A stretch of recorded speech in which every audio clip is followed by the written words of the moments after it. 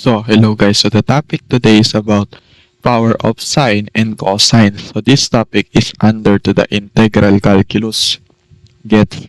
So for the letter A, if m is a number, so ito yung guys. Yung m natin is odd. Is yung factor out the sine u and transform the rest to sine u. Yung ano ba yung mga odd numbers guys? Yung mga 1, 3, ganun yun guys ha. Then yung even, siyempre alam nyo na yun guys. Gets? So, game. For the letter B naman guys, is that if n is odd number, factor out cosine u and transform the rest to cosine u. So, yung n naman daw, yun yung odd natin. So, factor out the cosine. Guys, gets? Next. So, if both m and n are odd numbers, transform the one with a lower exponent. Kung ito ay odd, pati ito odd, transform the 1 into I. Yung gagalawin mo nun guys, parang papakilaman mo nun is yung lower exponent guys. Gets? So, para mas ma-appreciate nyo, let's proceed for the first problem. So, since yung m natin is odd, so m is odd number guys. Ito yun, yung letter A. So, factor out the sine u. So, the integral of sine squared of x multiply daw sa sine of x, then the cosine of raised to 4x dx.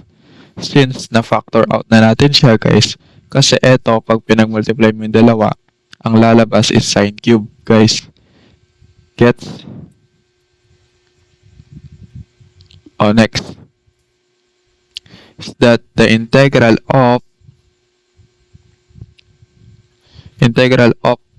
the sine squared x, this is equals to what? 1 minus cosine squared x from the Pythagorean identities guys of cosine 4 of x sine of x dx. So, ito ay from the Pythagorean identities.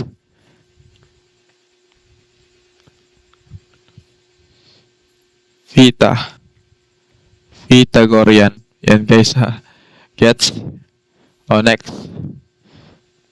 The integral of, next natin guys is distribute natin sila 1 by 1. Gets guys? Distribute natin. So, cosine of 4 of x sine of x dx. So, tanggalin ko na to. Minus the integral of, so may squared siya, then 4, magiging 6 yan pag pinag-multiply.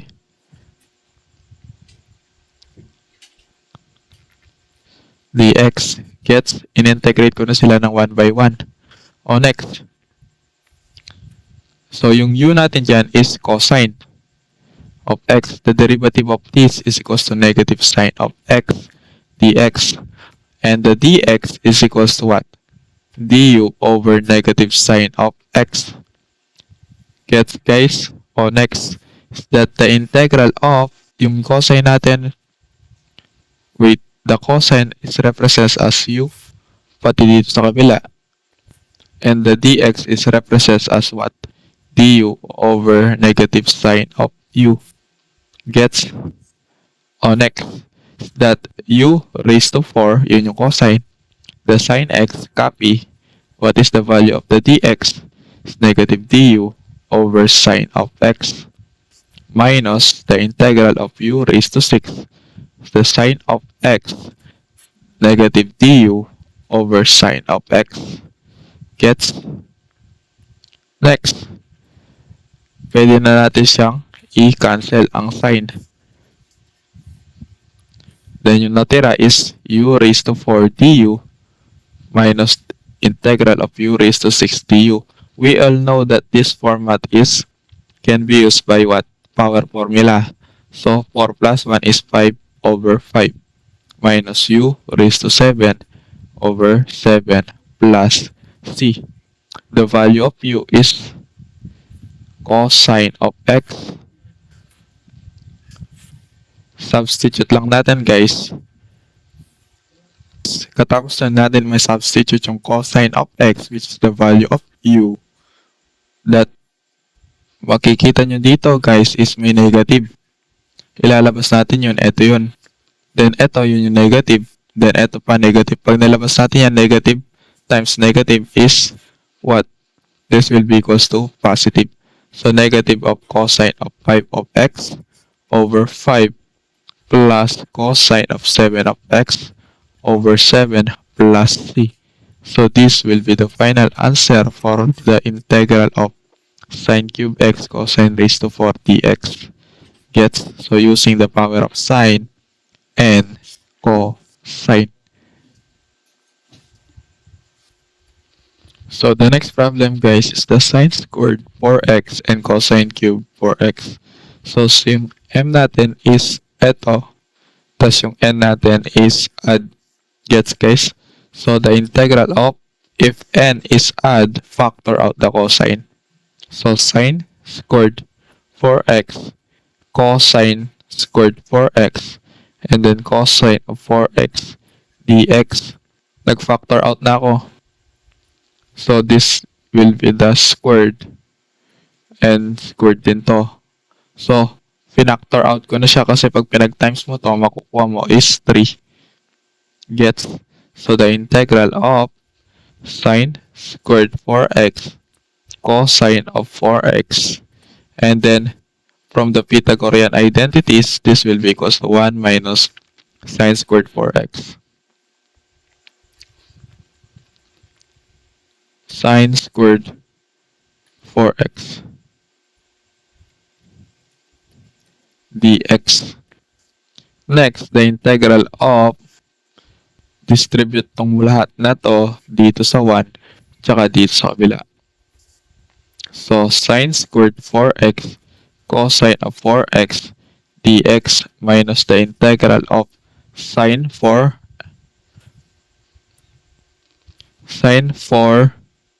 4x and cosine of 4x dx. So this will be a cosine. Next is that this will be represented as u. Kasi pag dinerivative natin to, makukuha natin to cosine. So, pwede siyang i-let u yung sine 4x. Pati sa kabila, sine 4x din. Then the derivative of this is 4 cosine of 4x dx. Then the value of dx is equals to what? Du over 4 cosine 4x. So, baba natin. The integral of u squared. So, ito is represents as u, and this will be represents as du over 4 cosine of 4x. Ganun din sa kabila. Ito yung u natin. Ito yung du over 4 cosine of 4x. Next is that cosine of 4x, the value of dx is du over 4 cosine 4x minus the integral of u raised to 4 cosine of 4x du over 4 cosine of 4x. So this will be cancel, cancel, may natira na 4. Cancel, cancel, may natira na 4. So, labas na natin yung 4. So, magiging 1/4. U squared du minus the integral of, yung 1/4, labas na natin. So, 1 over 4 u for du. So, 1 over 4 from the power formula, 2 plus 1 minus 1 over 4, u 4 plus 1, 4 plus 1 plus 3. Gets guys? Next, 2 plus 1 is 3.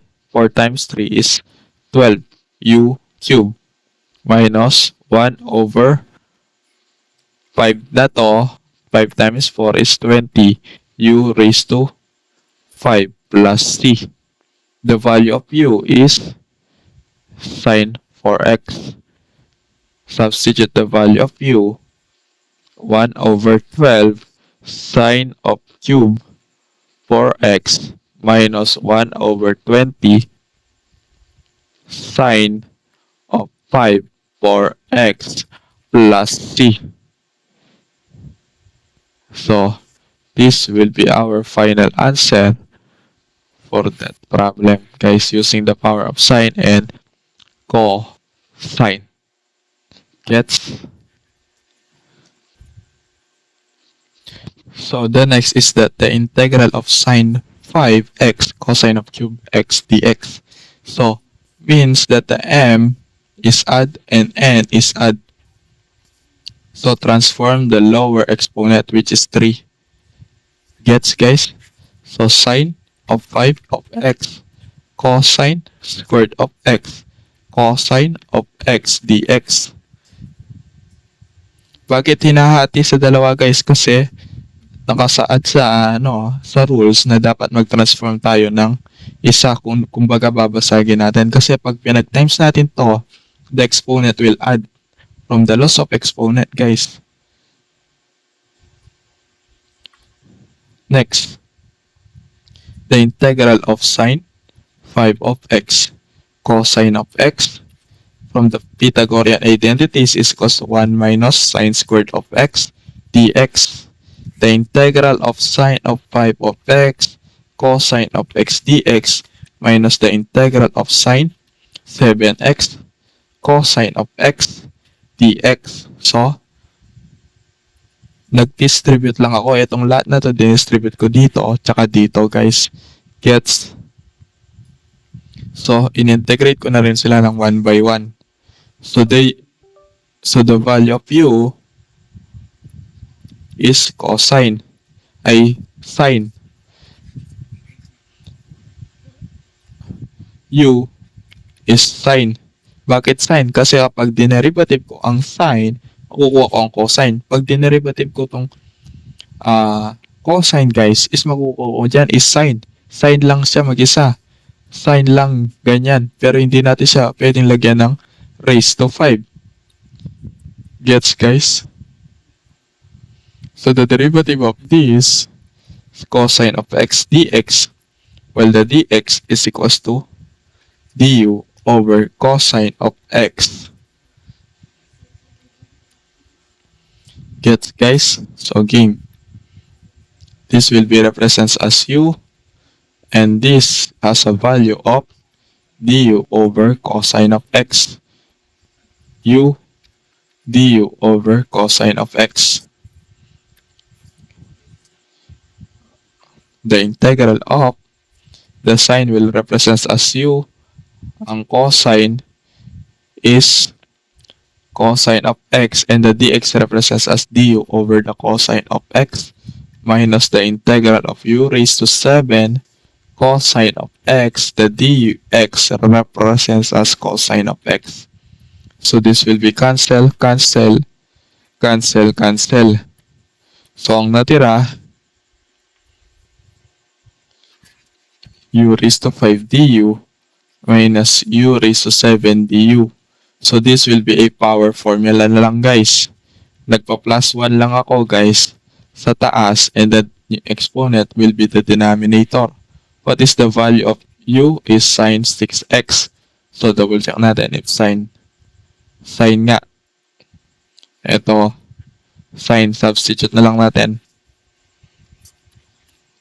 Minus sine of 8x. 8 plus c. So this will be our final answer for this problem, guys. Gets? So hello, guys. So the next problem natin, guys, if the power is of sine and cosine is even. So kung mapapansin nyo, even sila, guys. So ito yung mga formula gagamitin natin, guys. So gets? So please, pakisulat na sa papel to para tuloy-tuloy tutorial game. So, first natin gagawin guys is what? The integral of cosine of x, sine of x, sine squared, and cosine squared x, and then multiply natin sa sine squared of x dx. Kung mapapansin nyo guys, nag-factor out ako na sine squared. Kasi, etong dalawang to, pwede natin pagsama sa loob na isang parenthesis lang. So, katulad nito. Cosine of x, sine of x, squared, sine squared of x dx.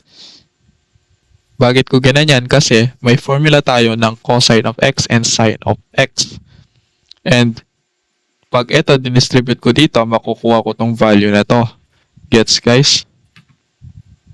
So next, that the cosine.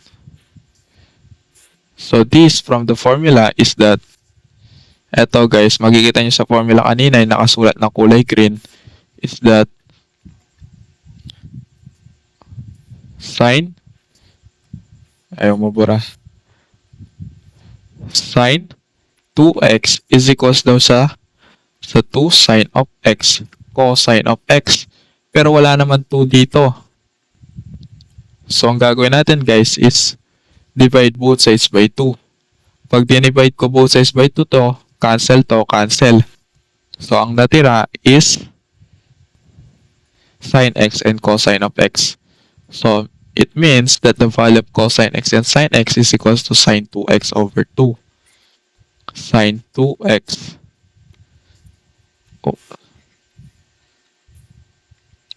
2x over 2 squared sine squared x dx. So, etong value na to guys is equivalent siya dito Gets? Next, the integral of sine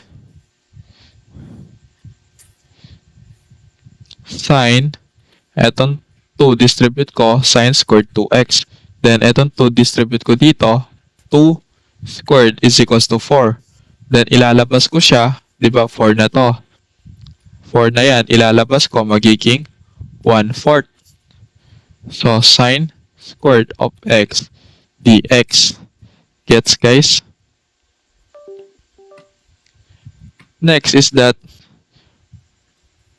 from the formula natin na pinakita kanina yung nakasulat ng kulay green is yung sine squared x is equals to what? 1/2 of 1 minus cosine of 2x. So, palitan na natin yan. 1/4 integral of sine squared 2x. Bakit natin pinalitan? Kasi hindi natin ito pwedeng i-usab lang. Pag na-usab natin yan guys, pwede yan i-usab guys if 2 rin to. Considered as 2 din. Kaso wala siyang 2. Ang nakalagay is x lang. So, hindi siya pwedeng i-usab lang kaagad. So, kailangan natin magkaroon ng partner na angle which is may 2 na siya dito. 1/2 of 1 minus cosine of 2x dx. So, yung 1/2 ilalabas ko, magmumultiply siya sa 1/4, 1 over 8, the integral of sine squared 2x of 1 minus cosine 2x dx. Next is that i-distribute natin yung value ng sine squared dito sa loob isa-isa. Gets? 1 over 8 the integral of sine squared 2x dx. Ini-integrate ko ng 1 by 1. And then, yung 1 over 8, guys, madidistribute din yan isa-isa. Gets? So, 1 over 8 the integral of cosine of 2x. Oops, lagay natin dito. Kahit saan, pwede pagbalik na rin. Pero maganda, una natin to. Gets, guys? So, next is that eto guys, eto is hindi pa rin to pwedeng i-usab kasi naka-squared pa siya. Next, integral of the sine squared 2x is equals to what? The value of 1/2 of 1 minus cosine 2x, which is the value of x is 2x. So, magiging 2x. Ganyan na yan siya, guys. So, magiging 4x. So, 4x na. Dx minus 1 over 8 integral of sine squared 2x cosine of 2x dx. Kung ba't nagtataka kayo guys, kung bakit hindi na natin tong ginawang 1/2 of 1 minus cosine 2x. Guys, nagtataka kayo kung bakit hindi na natin ginanyan. Kasi, kapag nag-usab na tayo dito, ni-usab natin ang buong sine 2x is pag dinerivative natin yan is makukuha natin to. Kaya no need na tayong gumamit ng 1/2 1 minus cosine of 2x. Hindi na siya kailangan gamitin pa sa part na to Dito lang Kasi nga pwede na siyang i-usab. Gets? Next. 1 over, ang 1/2 distribute na natin dito, magiging 1 over 16 of 1 minus cosine of 4x dx minus 1 over 8 sine squared 2x cosine of 2x dx. Next, ang 1 over 16 distribute natin 1 by 1. Dinidistribute ko lang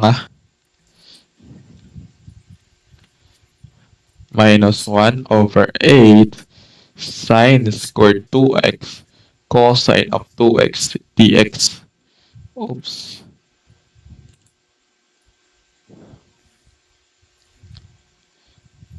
Yan. Gets? Next natin gagawin yan guys is pwede na siyang i-usab. Pwede na siyang i-usab ang number yung 4x. The derivative of this is 4 dx. While the value of dx is du over 4. So this, the value of u is sine 2x. The derivative of this is equals to cosine 2x dx. While the value of dx is equals to du over 2 cosine of 2x. Gets? Next is that 1 over 16 the integral of dx minus 1 over 16 the integral of cosine of u, the value of dx is du over 4. Pinapalitan ko lang guys. Minus 1 over 8. The sine squared is u squared. The cosine 2x. And then multiply daw sa dx. The value of dx is 2 cosine of 2x.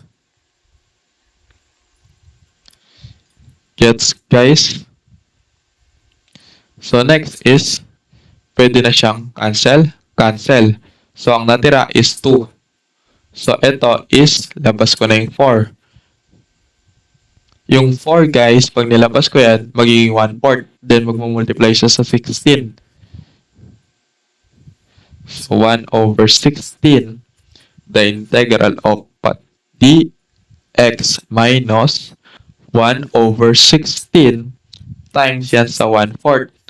The integral of cosine of u du. So, pag multiply na natin to, 1 over 16 times 1 over 4 is equals to 1 over 64.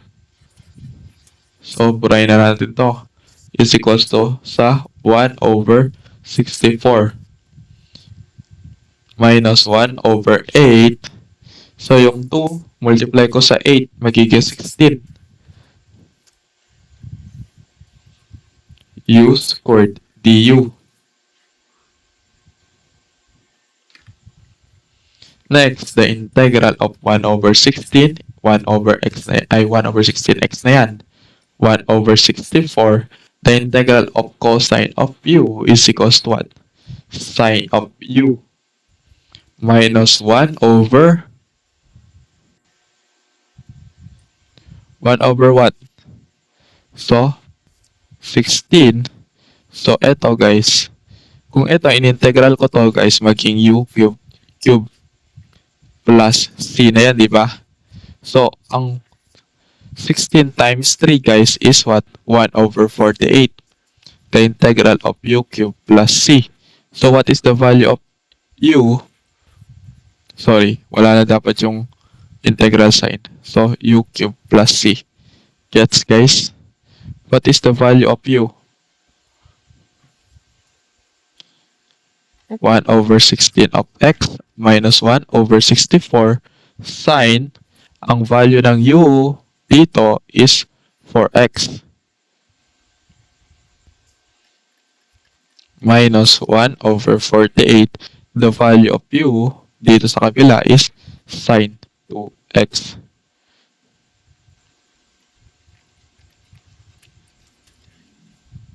So this will be our final answer guys. Gets? Sobrang haba guys. Nakakalito talaga yan sa una pero gets din agad yan. Gets? So yun lang guys. Thank you for watching. Goodbye.